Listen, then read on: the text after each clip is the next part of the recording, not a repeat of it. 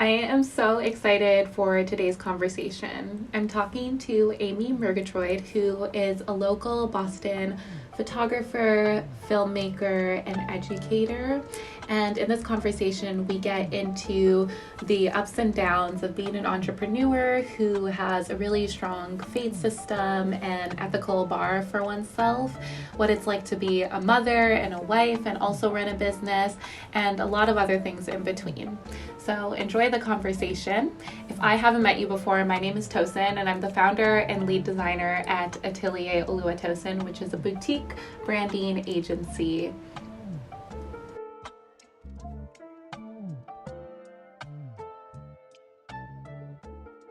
Well, I'm so excited that you're here. Thank you. It's good to be here. Okay, my first question is, what's a story from your life that we need to understand to be able to fully empathize with your mission? Oh, that's a beautiful question. I like how you phrase that. I guess it goes to the very beginning. So I arrived to Boston for grad school and I studied physical therapy. And I always considered myself a more left-brained, rational. Didn't know I was a creative whatsoever, but I had kids and that kind of changed the equation in terms of what I wanted for my working hours. But most importantly, while I was still working as a PT overlapping with motherhood, they found a tumor on my ovary, and this was like 6 weeks postpartum. I just had a baby and was retiring, crazy days. And this tumor changed the way I saw. And I think it was my coping mechanism probably to respond to this tumor in a way of like almost living like I was dying, anticipating the worst as a means of coping. And whether that was good or not, it was just a coping mechanism. But what happened in those 2 weeks before my surgery is I saw the world differently. You know, whether it was the freckles on my daughter's nose or just like the color of the red bell pepper I was chopping for dinner or the, you know, light dancing on my kitchen counter, it just opened my heart and my eyes in a fresh way. And I picked up a camera to remember how to see that way. Thankfully, that tumor was benign. 2 weeks later, we got that good news. And it was at the advice of a friend that I picked up a camera, and that's why I'm a photographer today. I continued treating as a PT and overlapping 2 careers, but in time it was too demanding launching a business. And so as a photographer and now filmmaker, and I think that's the story that I always return to. You know, business ebbs and flows and takes you on a really wild journey, right? You know this. But when you sort of return to your purpose, and for me it was, you know, maintaining that way of seeing, almost past the veil, seeing beauty in a fresh way each day, embracing awe and wonder. Like, if I can return to that purpose, I know I'm on the right path. Thanks for asking. Of course, there's like so many things, because first of all, I'm thinking that like in a way your daughter like almost saved you, because like would they have even been looking? That's a very good point. Yes, they would not have. They were. It's true. It's funny that it hadn't occurred to me in that way. Right? I think they had tracked it during the pregnancy, and then were more concerned after. Right. Or maybe, because I'm not sure if it would have been life-threatening, but at least I'm sure it's never good for any. Had it been cancerous, I think at the size it was, it would have been. Right. So. That's so beautiful, and you know, opened you up to this whole new career. It really did. For that, it really did. It's a story of mercy and grace. And when and why did you end up dropping PT then? Because you said you're a mountain. That was hard. Because it was very much my calling. It was my passion, and I worked with spinal cord injured patients. I even had a time in management, so I was very much established in that career. I was 15 years into it when I left.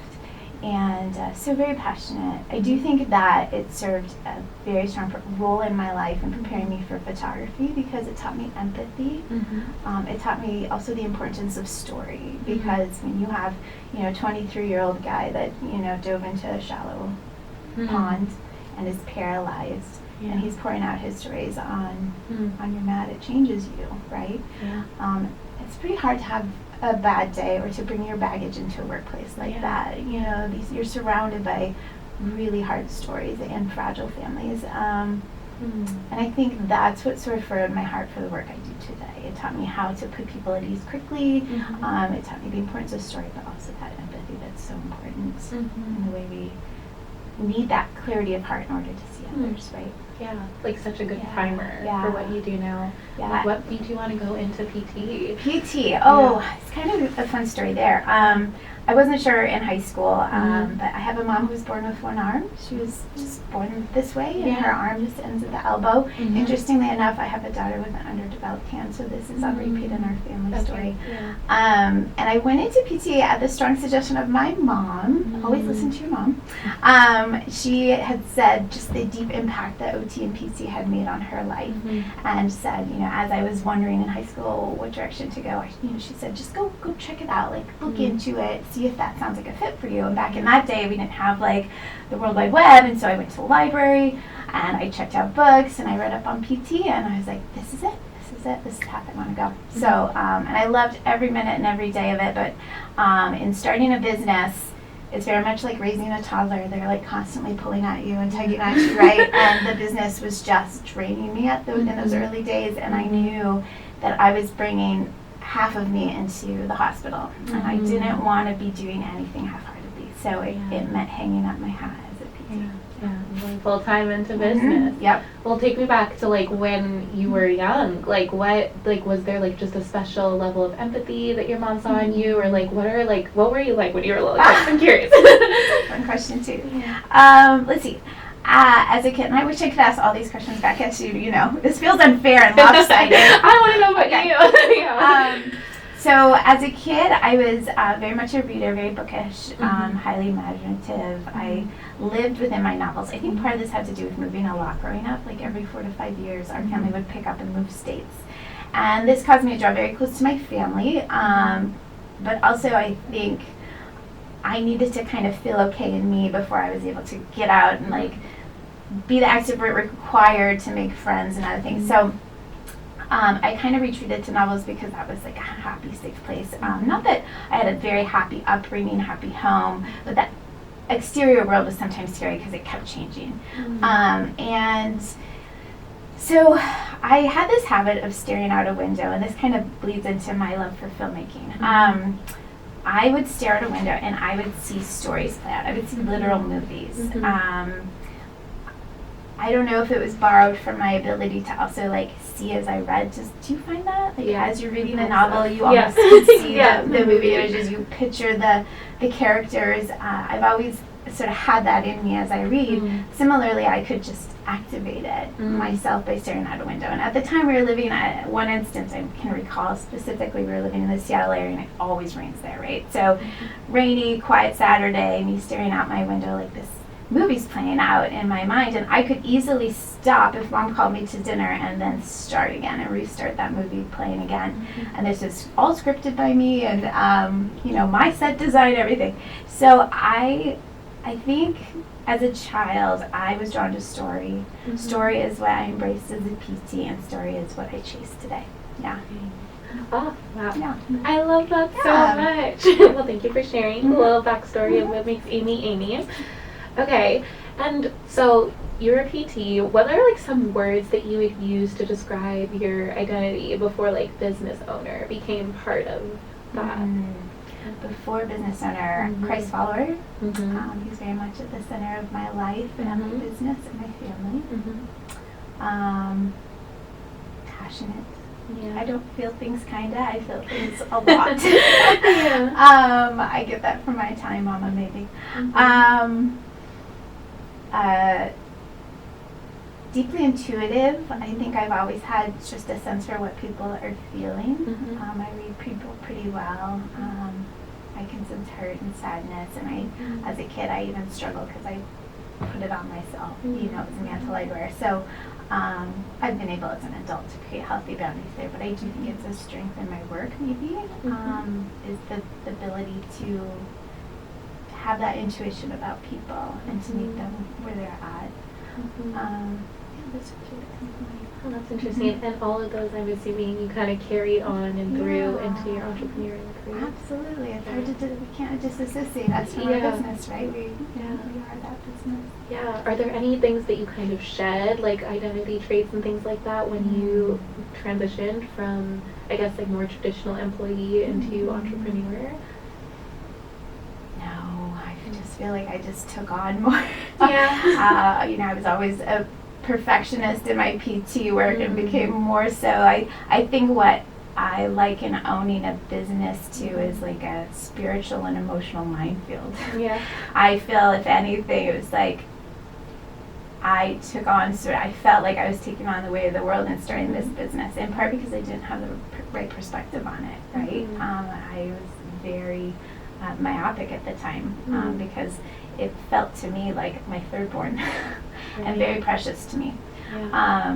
So I don't know that I launched a business in the best way possible in terms of maintaining healthy boundaries on it. I had a lot to learn there, and it's why I love mentoring and educating today, to help create detour signs for others so they don't, to help them avoid the pitfalls maybe I had early on in business. But trying to think what I shed. I would say though that I most define myself as a wife and mother, and those priorities never shifted. Those were always those primary roles that I embraced most and am most defined by. I'm not sure my business could have thrived unless I was. Well, first of all, I need so much from my husband. He's very much my IT man, right?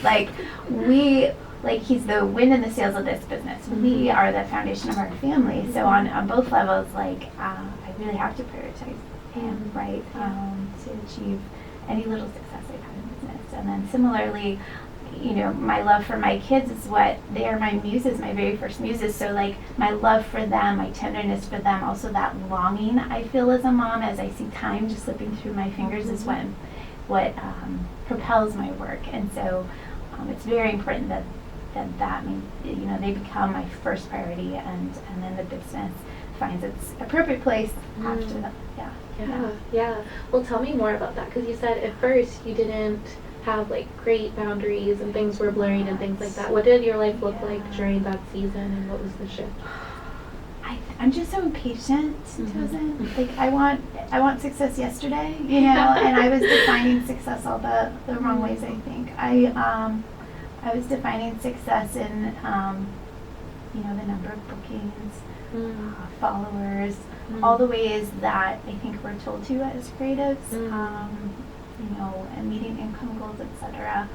I was also trying and flailing at establishing myself in a saturated industry, so I was throwing money at the snappiest, website, the most compelling blog post, but I was exhausting myself too. I was straining so hard for what I wanted at a time my kids were really little. And the push and pull of motherhood and starting a business, definitely took a toll. My season generally goes from it ramps up in April, May, and goes really strong right till Christmas. And then every Christmas I'd be sick. In the first 4 or 5 years, I'd be sick at Christmas because I would have just pushed so hard in that last final stretch of my busy season. And I think the business grew faster than I was ready for it to. This happened in my PT work too, is I jumped into management earlier than I should have.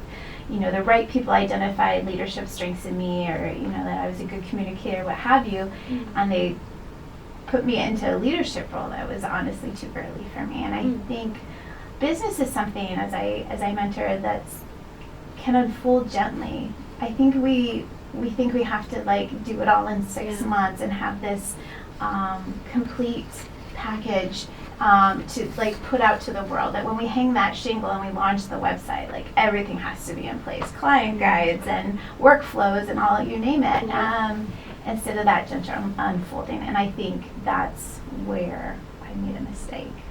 I wish I'd been more patient with myself and patient with the process. Yeah.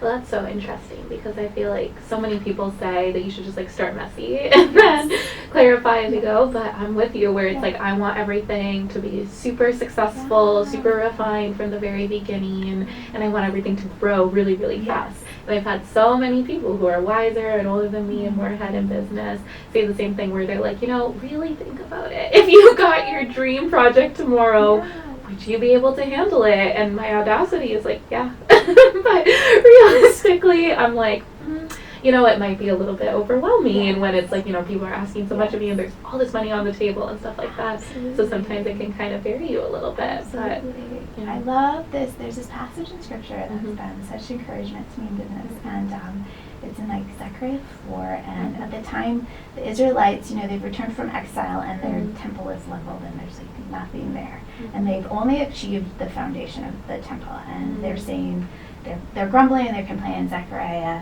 says, you know, it's God's words to them, do not despise the day of small things. God delights in the beginning. And I just love that. Like, do not despise the day of small things. I think, like, my industry is not great at this. We want to be bigger, better, faster. We want to achieve the fastest, you know, following, the most bookings. And there's such beauty in smallness to it. Like, in smallness is where we are most porous, right, to the work, the creative work. In smallness is where we have the most clarity about our purpose and like the direction we want to head. It's when we get bigger and we're drawing attention and accolades and applause that vision clouds. And so we don't need to get bigger faster. We don't actually, I don't think it's the best thing for us. I think we really need to relish those days of small things, learn from them, ground ourselves so that we're not, you know, when it comes to that minefield in business, you know, we're not tripping over mines years later. Yeah, no, I totally agree.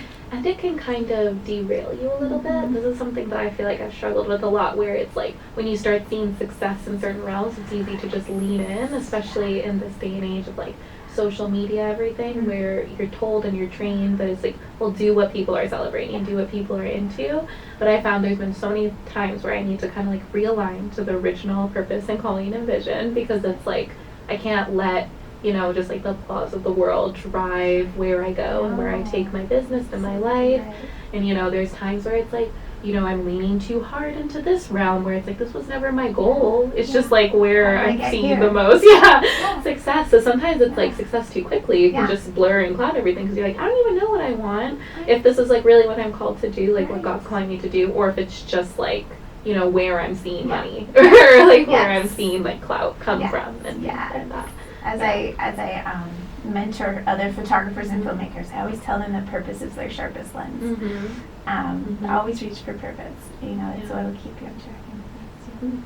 And you said that like mom first, like first mom and then business owner. Do you think that your family was really noticing in this time where like, you know, maybe the balance was tipped too far in the side of entrepreneur, like or were your daughters too young at that time to know? I am so grateful for the checks and balances in my life, and that took the shape of, you know, a mom that loves me and cares, and was seeing the toll of, you know, establishing this business at a really fast pace. My husband, who's my partner in life and speaks very directly to me when he sees I'm going off the rails. So, and then, kids, I think there was this impression that, oh, they're so young, like, they just want to play with their dolls, and I can pay the girl down the street to do that. She's a fine substitute. At times she was, and I do believe in my calling, and I felt such a strong call in what I was doing. I sensed God's pleasure, and so some of that was necessary. On the other hand, do I sit here now with like a 13-year-old and a 15-year-old and wish I had played dolls more? I'd say yes. If I just paced differently, not that I wouldn't have the same business, you know, I could have just paced a little better in those days. So you would have gone back and changed, like if you think so. I think so. I believe in God's sovereignty, and I believe that things happen for a purpose, and maybe this was my story, my entrepreneurial story, so that I can inform others. So I don't regret it entirely, and I have a dear relationship with both girls today. I've learned to play with them. You know, it taught me to play with them because of the mistake I made. So so now they have no question. I don't think at those ages they ever questioned my priorities, but they saw a pretty tired and frazzled mom, I'd say. Well, beauty from ashes. That's it. And like, I think, you know, as much as I don't have experience, so, of course, but like, I have experience of being a daughter of a working mom. There you go. And I know that, like, as much as there's those moments where I wish that maybe she would have been home, where I felt, like, jealous of my friends who, like, their parents were homemakers and things like that. That being said, now being grown, I always think back and I'm like, well, my mom was my first and biggest inspiration. And so many people are like, well, you're such like a boss lady, which is like a term I'm not really sure I love and stuff like that. But I think that I attribute that so much to my mom because I saw like a powerful woman who was a leader in her field. So I never really questioned whether women could or should do that because I saw my mom doing that. So I think that your daughters will probably thank you for it. I think so. Thanks for those words. Of course, and now, like, you have different perspective and more perspective so you can teach them and be like, hey, like, there's seasons for, like, more hustle and there's seasons for more flow, and it's like, people like me, I grow up, and right now is my time where I'm like, this is where I really step on the gas, and I slowly, yeah, and that's what I know, and it's like, I fully intend on slowing down whenever I have kids and things like that, and so it's not like, all is lost and they saw and they were like, no, we're just gonna copy paste this and stuff like that. Yeah. That's words. Yeah. So exciting. Okay. And well, this is like such a good transition because my next question is that you've got to be part of so many beautiful moments being like the documenter, right? Like you've been part of like, I'm sure like people giving birth and like all sorts of like cool things, like the earliest moments of people going through life and like, there's so many beautiful films and things like that and photos and just ways that you've documented people's lives. Is there lessons that you've learned about humanity, being able to like experience and observe life in this really special way? Yes. I've learned that, I think Instagram and, social media is feeding this ideal of beauty, that families look connected and loving, backlit in the field, wearing perfect clothes, and pretty rare you see scrappy documentary photos of real life and real homes anymore, and I treasure both, I really do, because I see beauty in both. I think however that like families deep down don't want to just be looked at, they want to be seen, deeply seen, and I feel that like this wounded, wonderful humanity is just crying out to be seen and to have significance. And I think what my work is teaching me is how to just be deeply present with these families. My camera has been welcomed into some really happy stories and some honestly very sad stories. I've been bedside with loved ones that died days later.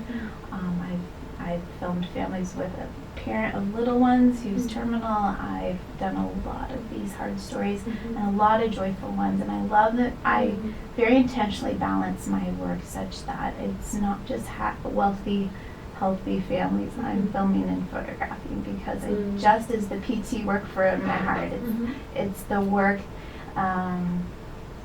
with families in crisis, I would say, that really trained my heart to be just very present with families, to connect with them on a level that allows me that clarity of heart to see them in the way they deserve.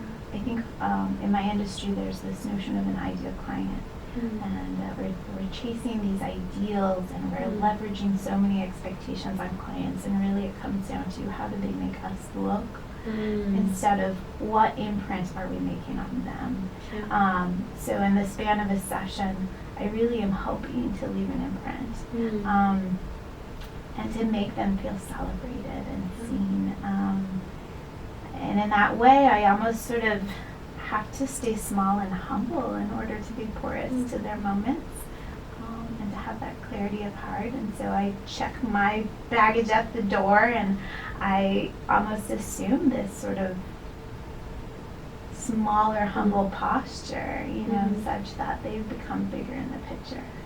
And I hope in my work to achieve that I'm small enough in my own picture that my clients feel huge in theirs. Because that's why we go into artistic business. We say, that we want to run these client-centered businesses, but as entrepreneurs, too often we become the center of the business, right? Mm. And we lose touch with the reason we went into business. And if you're working in clay or textiles, it's okay to say art is your business, but if I'm photographing flaming souls, like actual soul flames, then my art just took a back seat. Like the most important thing is the thing in front of my camera, not the person behind it. So I think that's what I've learned.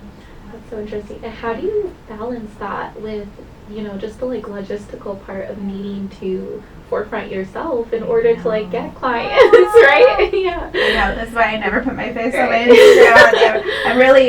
I'm much happy you're behind the camera, I guess.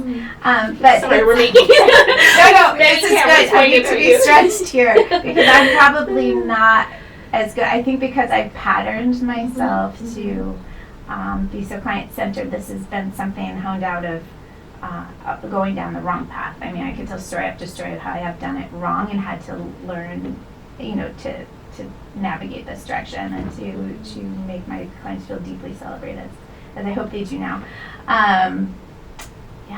So how do I? This is a new challenge for me because as chapters go in business, I'm entering this new chapter of more education and sort of the public arena, and I think. In a way, to be seen as an educator and a resource and a mentor, you do have to do a little more of that. And this is hard for me. This feels, I want to do it in a genuine way, and I think so much of that is in conversation like this, And so I think as I am putting myself forward, both, to gain client bookings, but also to be seen as a resource for other photographers and filmmakers, it's very much the tone. I don't think you can, something that is well-intentioned, you probably won't do entirely wrong, Maybe you don't execute perfectly, but if you are well-intentioned and you truly intend to stay humble, and open to other people's ideas, open to the work, I don't think you can go too wrong. You won't stray. Yeah, well, and I think that it's in a way a gift, right? Because people get to know you and how warm you are, and in the end, there are people who are looking for mentors or looking for somebody to document these moments and stuff like that, and so it is a gift for you to be able to be out there and be hey, I'm here. Right. Not only do I take really beautiful photos, but I'm also the sweetest person. Just a regular gal. I'm just a mom that shops at Target. Yeah. I need to be better, honestly, though, of putting my personal self forward. I am. It's harder now with older girls. They're very protective of how I use their images and things. So it is getting harder. But it's important to be personal. Yeah. People love that, and that was one of the first things when I got to work with you that I noticed, on the Zoom call. I was I just like her. I was she's just so sweet, and you're just really warm, and in every element of your business, I could just feel that warmth coming through, and that righteousness coming through, where it's never once did I feel I'm trying to be nickel and dimed, or that this is necessarily for your profit only. It just really comes through that you're really just trying to help people, and it's working. Okay, so well, I'll skip because I had a question about finding balance as a wife and a mother in business, but I think that we kind of talked about it a little bit.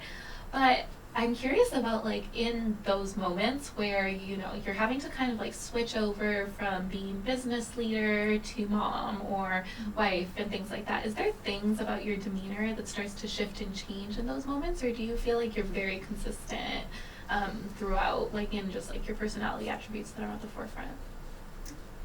I try to be consistent. I think raising teenagers, they'll call me out if I'm not. If they see me, shift gears. Let's say I'm yelling at them and I pick up the phone and it's a client. Now every mom is guilty of that. Exactly. And maybe they were deserving of what was, the prelude. But So in terms of my kids would say that their dad's the funny one and I'm the big-hearted one. So like in a way that I'm doing soul-care with my clients, I am constantly doing soul-care with my girls. We're in that season now. I'm in that season of parenting where it's a lot of soul-care. You know, a lot of stuff opening up in the car and before bedtime, and you know, their bedtimes are after mine now, but you know, toward bedtime. And so I think you kind of have to be consistent to be an entrepreneur, like a authentic entrepreneur. It's so important that you're not a different person to your clients than you are to your friends and family, right? Your persona, the way you express yourself and how well you love should be like the people closest to you are the ones that you practice on, right? My mom used to say that is your brother is the friend you practice on. And I always appreciated that, and I've taught my girls the same. Your sister is the friend you practice on. So similarly, like I have to like build those muscles in loving my clients well, serving my clients well, first at home and with friends and family. And then I hope to be genuine enough to just be the same person across the board. Yeah, that's so cool. I love that. Your brother is the friend you practice. You have a brother, don't you? I have a sister. I'm sorry. No, it's all good. Yeah, but I think that is very true. She's like my first best friend. That's it. Yeah. That's right. And they teach you how to be a friend later, and they're, a better roommate, friend, what have you. No, I totally get that. Okay, and then because you're talking about this consistency, throughout the board and things like that, and was entrepreneur like a word that you would always use on yourself? Like when did you, because I feel like that's kind of a jacket that we eventually put on, and some people are like, you know, from the very beginning, and they're like, I want to be an entrepreneur, and that's just an identity that fits like a glove. Was that something for you? No. Or did you, or do you even call yourself an entrepreneur now? I forget to. I often identify more just sort of creative, and these days a lot because I do so much education in filmmaking. That's definitely sort of as much a mantle as photographer. Entrepreneur, it's funny, and I think that goes to the fact that I'm like not great at business. I'm always learning. You're better than you're giving yourself credit. I don't know, whatever I've learned in business has been by some hard knocks. Like I didn't study business. You know, I went into this just like, I don't know, dewy-eyed, right? I was just so excited to start this creative business, and I didn't always like take the most direct path. You know, you have a few failures, and you learn from them. I still struggle with like charging what I'm worth, for instance, because I want to be accessible, and I have this big bleeding heart that just wants like to make sure that people get my work, and that they have their memories preserved and other things. So, entrepreneur is something that sounds so good, and I wish I could live into even better. And I could stand to take a few good business classes. Every year my husband helps me with my business taxes, and that's when it definitely is like up in my face, like, oh, I need to tighten some expenses here, or like, you know, market here. So I mean, it is a humbling time of year every single time.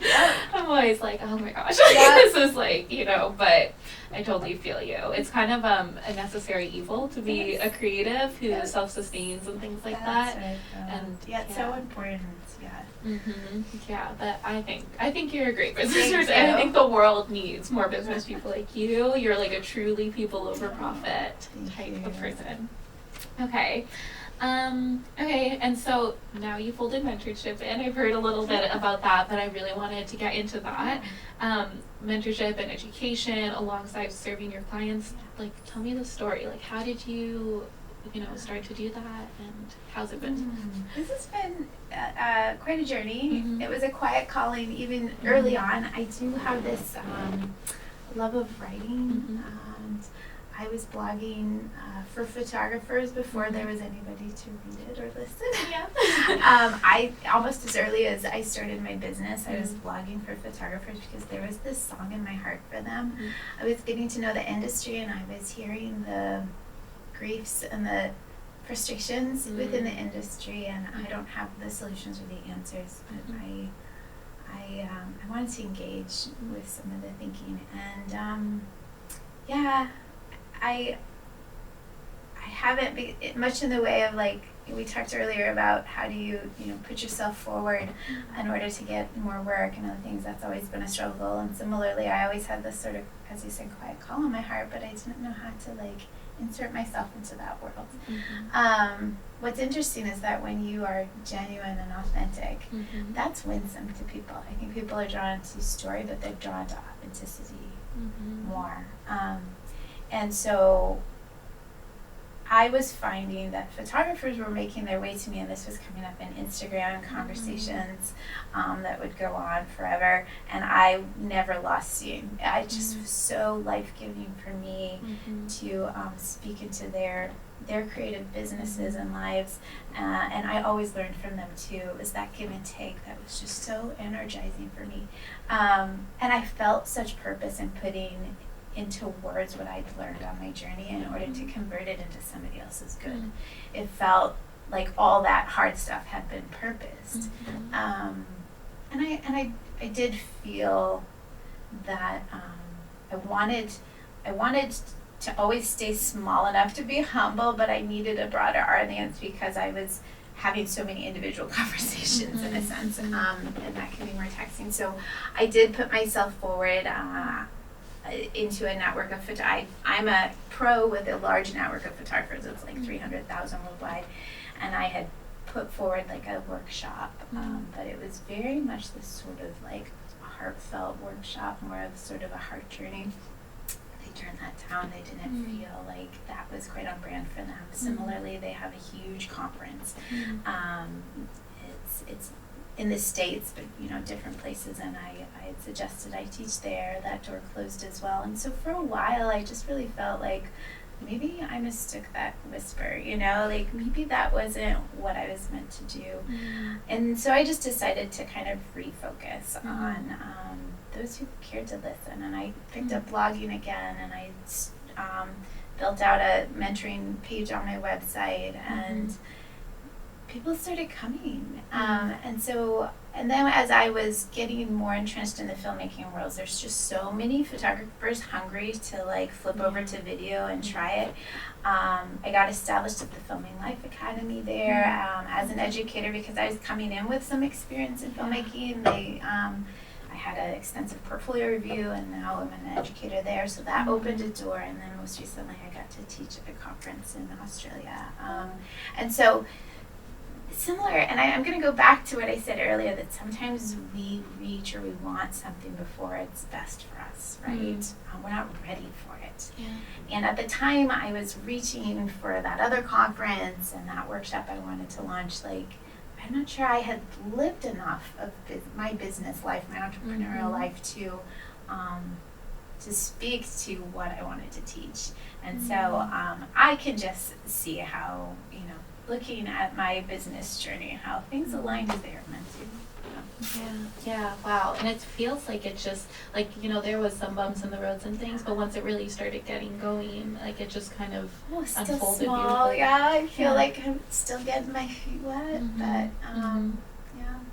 but I feel like, you had mentioned imposter syndrome in a conversation we had, and it's like interesting because you feel a little bit of an imposter when you're starting out as a photographer, then a filmmaker, and now again as an educator. You're like, how do I have anything to impart on these people? Why am I worth listening to? Is the questions you have. Right. So like has that kind of come up a little bit in your recently? Okay. Yeah. I feel like resistance. I like to give creative resistance, almost personify it with like a capital R and name it. Creative resistance wants nothing more than for me to believe that I'm not enough for this story, right? That I'm not enough to, to create a film that's worthy of this family, that I'm not enough to teach to a room full of photographers and filmmakers.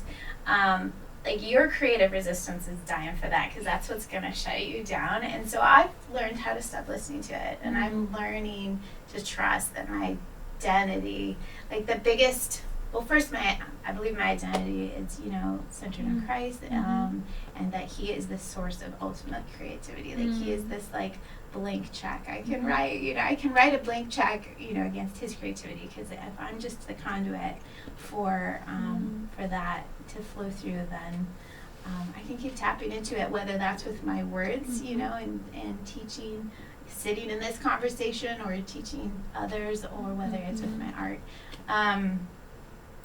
So I hope to grow that aspect and to continue to be a resource for others.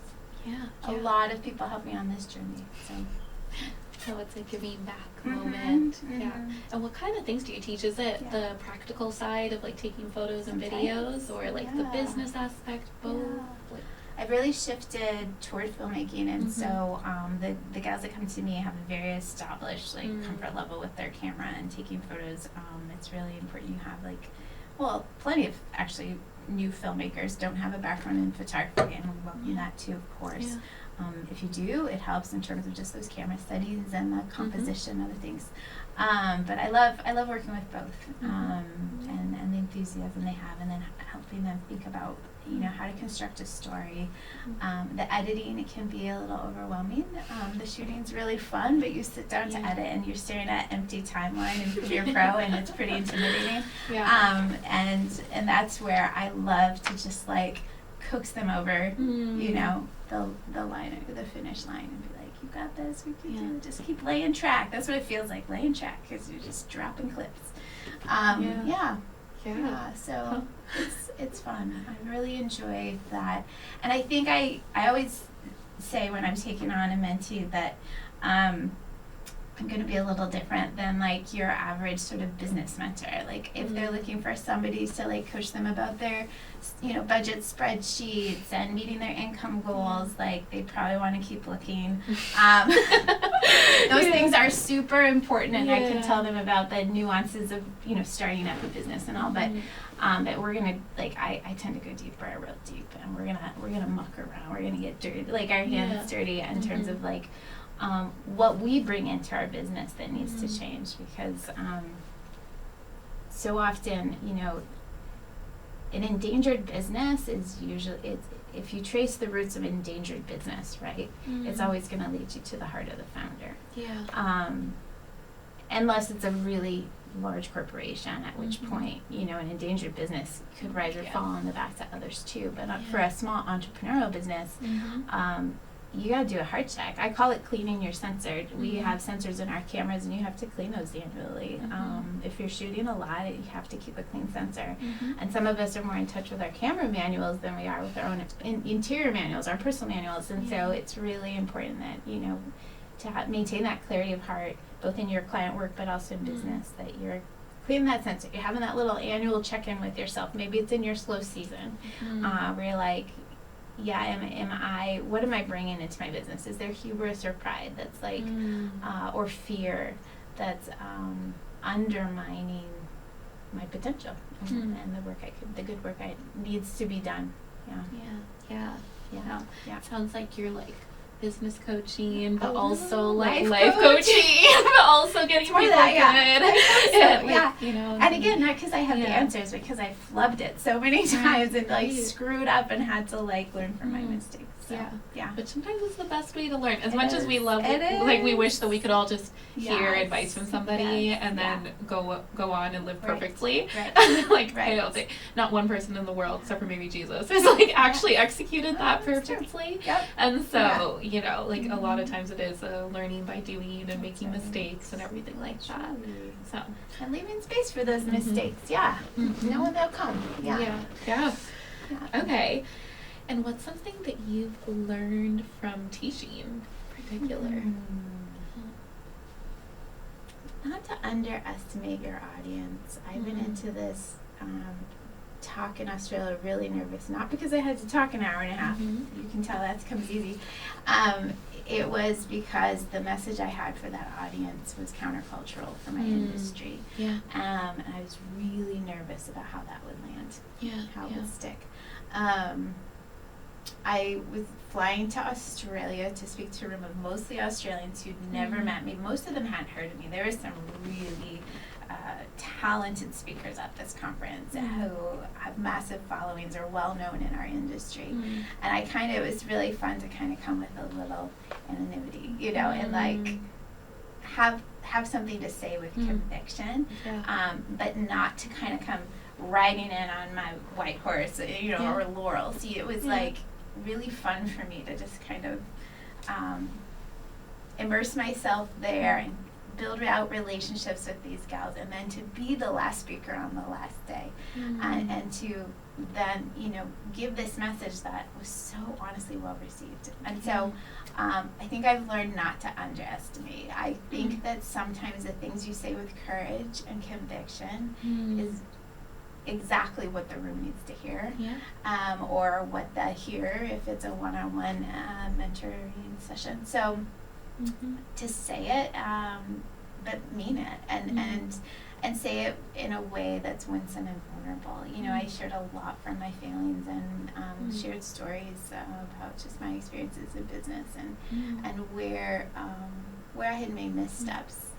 And so, though the message was countercultural, I was basically overturning the notion of this ideal client I mentioned earlier.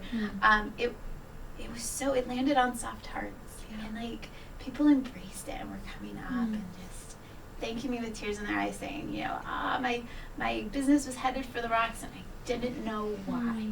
You know, I was struggling to understand why, and thank you, I feel like I have new clarity. And so, and the messages have continued to come, and I just received that so humbly, and I'm so grateful because, as I said, this has been a long journey. Like, education has taken me some hard knocks. You know, it's not just been like, yeah, take the mic, Amy. You're like, you have things to say. You know, I've had to wait and be patient. So, but now I feel so affirmed to feel like, oh, maybe this song in my heart, maybe these lessons I've learned, like all of it's kind of coming together for a purpose. Let's see, where were we? Okay, yes, we talked about that. Oh my, we're like so much more. We're cruising. We're cruising through even more than I thought that we were. Okay, yes. So one of the things that I admire most about you is your love for Jesus, and just like the way that you're clearly committed to righteousness in everything that you do, and especially in your business. Has there been moments where it's felt like strange with your entrepreneurial journey? You use the word countercultural. You know, a lot of the things that we do as Christians are not typical of most business owners, but like how has that changed and shaped your journey? It's shaped me so much. I feel like, running your own business is naturally shaping. It's like external to you almost, in the way water shapes rocks, right? On a ocean front. I think in the industry I'm still finding my way in terms of like how explicit to be about my faith. There's no question, you know, it's in my profile. I mention it in my captions and other things, but I want my message to be so winsome. I want to lead from a posture of love, in a sense, such that there's almost no surprise if they learn that I gave my heart to the, you know, creator of love, right? So, I think it's always a journey when you are running what I consider a faith-based business. It truly is, and its mission and its purpose, but isn't looking to serve just faith-based clients or, you know, mentees, right? I think I feel deeply on mission. I feel a deep calling on my life. You know, my husband, my kids have had to make sacrifices in the name of that calling at times when they don't have their mom 2 or 3 nights a week, or wife, and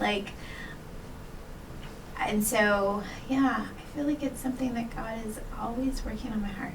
He might be always using my business to teach me His will for my life, always using my business to shine, as a sort of a mirror into some of the darker corners of my heart.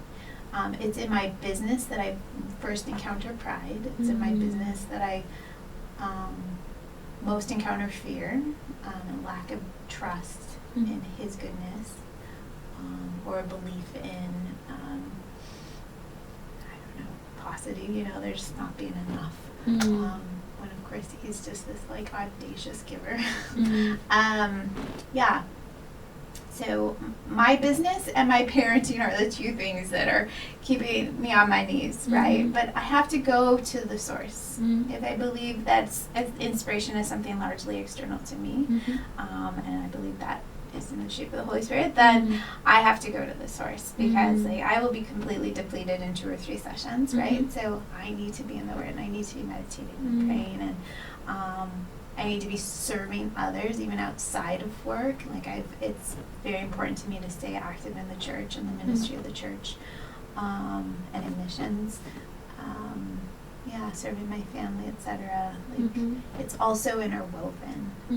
Again, going back to like, why are people drawn to my work? I hope it's because there's a cohesiveness that I am no different a person, right? Than a creator, and that I create from a place of wholeness. Well, what gives me that wholeness? I believe it's Christ. And so I need to tap into him daily. Not that I do, but I strive to. Well, we all do it imperfectly. That's right. And it's the striving That's that is right. already really influential, and I think it shows up. Okay, and what was the happiest moment of your life so far? Great question. You would expect me to say my wedding day or like the day my girls were born, but it was none of those. So the happiest day of my life happened about 6 years ago, and it's interesting because there's a photo that I took that sits on my bedroom dresser so that I never forget this day and what it meant to me. So it's a very simple day, although it was in Amsterdam. We had spent the summer in Europe. My husband works for a company that's based in Stockholm, so we did a little swap with a colleague of his, and we stayed in their place, they stayed in ours for the summer, and we used that opportunity to travel through Europe with our girls. So we were in Amsterdam, we had rented this Airbnb, and we'd had this just delightful day together. But the moment that lives strong in my memory is at the end of this day, and you know, the sightseeing, and we had been kind of in the rural areas outside Amsterdam, so that may have been part of it. It was just like a slower paced day. It was really delightful. But we got home. I had watched my husband kneel beside this little bed and put my girls to sleep, and it was just so tender. It was such a moment, and the light was pouring in. I was filming that day, and there's a film of this day, and the light was pouring in their window, and I got this gorgeous sun flare, and I always just see God in those moments. It's like when he passes between the cleft of the rock, you know, for Moses, and it's just like that glory of God, like I got that glory moment. And so watching this dear husband, like I don't even deserve, you know, kneeling bedside with my 2 littles and like putting them to bed, it was this moment of like gratitude, overwhelming gratitude. And then as like the filmmaker creative, as I'm, you know, been filming all day, I'm seeing in that way that I love to see, and seeing past the veil and the beauty of this life, right? And I went into the kitchen, and my husband crashed. He was so tired. He had been like such a champ to put the kids to bed because I was still filming. And he crashed over my shoulder. It was kind of open concept. So he's asleep here, kids asleep in the bed. And I put the camera down. I sat down at this kitchen window facing the most beautiful garden, and this garden was perfectly backlit, and there were these little white butterflies flying among the flowers, and they're backlit. And I just stopped, and I put the camera down, and I was like, I just have to feel this moment. I have to see it. Now I'm gonna cry. Feel free, stay safe. And I've never sat that still for so long. I watched the sunset, and yeah, it was just such a tender moment, because in this, you get a sense of who I am and what drives me, right? I love activity, and I love goals, and I love taking off tasks. And in that moment, I was so still, and my soul was so at peace. So, yeah. I feel like we should have brought tissues. I am not asking you easy questions at all. I love that question, because I kind of felt like a peace that is so hard to achieve in this life. And it was like born on the wings of gratitude. So, Yeah, that's my story. That sounds like such a beautiful moment. And now me and everyone else is going to be like searching up this film and like crying with you. Like, Yes, it's my Amsterdam film. So, and that last scene in the film is that scene. It's the same one I photographed. Mm-hmm. Yeah. So that I remember how to achieve that stillness. Mm-hmm. Yeah, and that peace. It's so hard to grasp onto. Life is like slipping through fingers, right? We're in this current. Life is a steady current, and we just have to clamber out, and we have to like look at it lovingly, because it just wants to rush by so fast. Yeah. Oh, that's Yeah. so beautiful, and it's so lovely that you were able to capture it and document it. Yes. Okay. Well, what's on the horizon for you?